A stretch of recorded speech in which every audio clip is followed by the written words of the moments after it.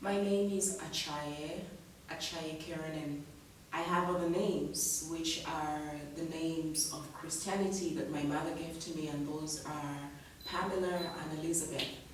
About my names, Acaye means one who is above pettiness. So it means to rise above pettiness, and it was the name of my conception from my mom because of the circumstances that surrounded her pregnancy and her conception with me, and I thrived. So that is my first name. My first name is not the name that some paper or some chronological thing within a computer that has been given by colonialists says it is. That would be Pamela. My first name is Acaye. So even in my passport, my names are arranged as Acaye, then Elizabeth, which was given by my auntie, and it means one who has been redeemed and set apart. I own that name with everything. And Pamela means something beautiful beyond description. And Caroline is my family name, and it means the heirs to the throne, whatever throne are here. So you're looking at a royal priestess, a royal livelihood, you name it. And that speaks into my poetry. The pieces of poems that I've shared with you, the first one was Good Morning Kampala.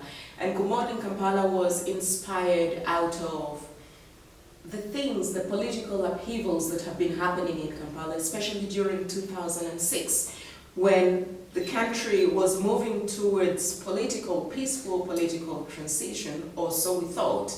But everything in terms of peaceful demonstration, in terms of opposing the status quo, which should be a democratic right, was gunned down.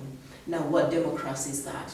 The second poem is about social media love, about how the age of social media has taken away from the human one-on-one interaction that we used to enjoy or are supposed to be enjoying.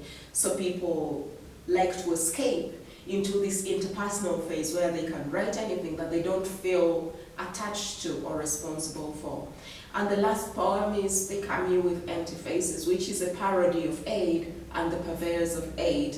People who come in here, especially the women, because I'm a woman, with this white savior complex, and they think they know everything. They underpay the people that they claim to be helping to transition out of poverty. They do not value the work that you do.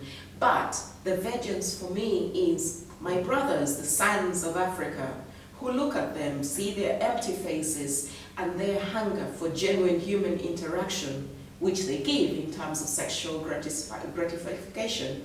And in the end, they lose. They go with broken hearts, but in the brokenness of their hearts, they discover a new humanity. Because they come here with so many layers of inhuman things. They put layers of money, then politics, then education, then race, then religion.